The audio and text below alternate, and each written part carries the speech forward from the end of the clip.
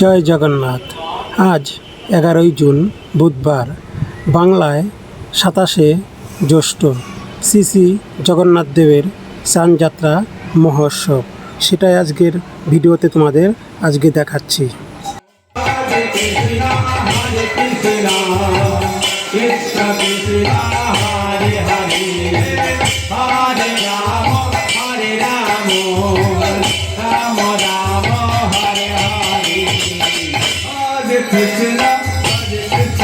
High বন্ধুরা, welcome to my channel Samudragarh blog. আজকে তোমাদের সামনে চলে এসেছি নতুন ভিডিও নিয়ে। আমি কৃষ্ণ।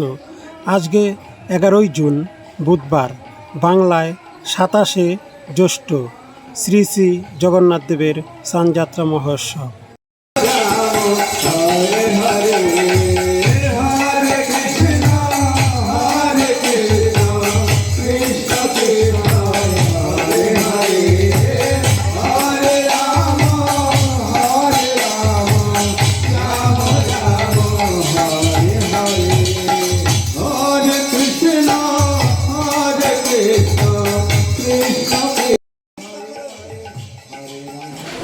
জ্যৈষ্ঠের রৌদ্রতে যখন চারদিকে পুড়ছে, সেই জ্যৈষ্ঠ পূর্ণিমার দিনে জগন্নাথ দেব 108 কলস জল দিয়ে স্নান করেন।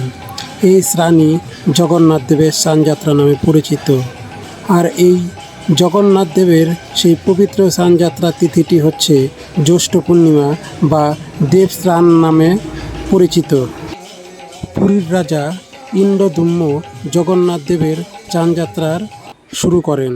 এই দিন দারুবক্ষকে স্নান করানো হলো বলে এর নাম দেবস্নান পূর্ণিমা। এটি বৈষ্ণবদের জন্য একটি অত্যন্ত শুভ দিন।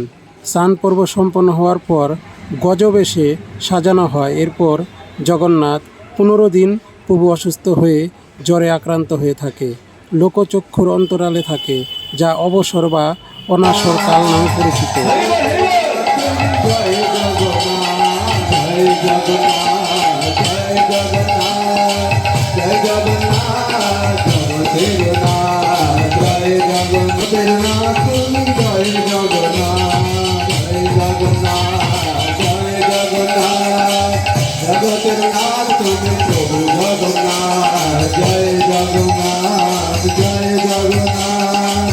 জগতের নাথ প্রভু তুমি জগন্নাথ, জয় জগন্নাথ। জগতের নাথ প্রভু বলদেব, জয় বলদেব, জয় বলদেব, জয় বলদেব, জয় বলদেব, জয়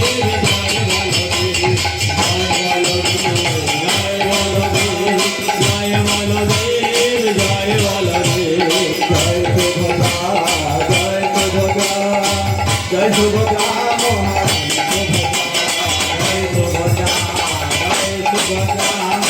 জয় সুভদ্রা, জয় সুভদ্রা।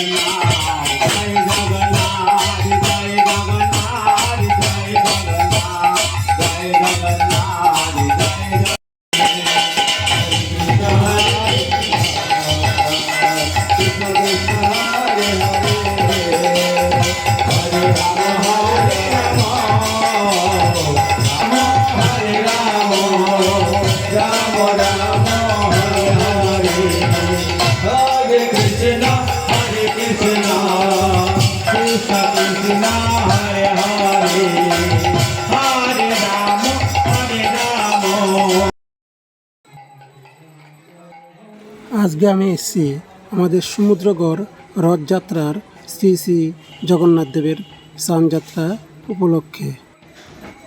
এদিন জগন্নাথ দেবের দর্শন করলে সমস্ত পাপ বিনাশ করেন পরমেশ্বর ভগবান শ্রীকৃষ্ণ।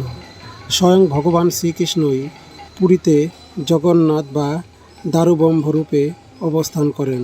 পুরীধামে স্নানযাত্রার বিশেষ রীতি রেওয়াজ স্নানযাত্রার ঠিক আগের দিন করা হয়, কিন্তু আর যে কোনো জায়গায় আপনাদের যেদিন স্নান যাত্রা সেদিনই অনুষ্ঠান পালন করা হয়। আজকে রাত্রে এখানে সাংস্কৃতিক অনুষ্ঠানও আছে, সেটি যদি দেখতে চান তাহলে আমাদের এই কমেন্ট বক্সে কমেন্ট করে জানাবেন, এবং যারা আমার এই চ্যানেলে নতুন তারা চ্যানেলটাকে সাবস্ক্রাইব করে দেবেন।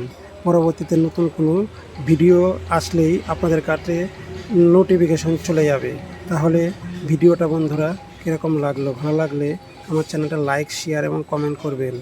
আর আপনারা আশা করি ভালো আছেন এবং সবসময় ভালো থাকবেন। আজকের মতো ভিডিওটা এখানে শেষ করছি।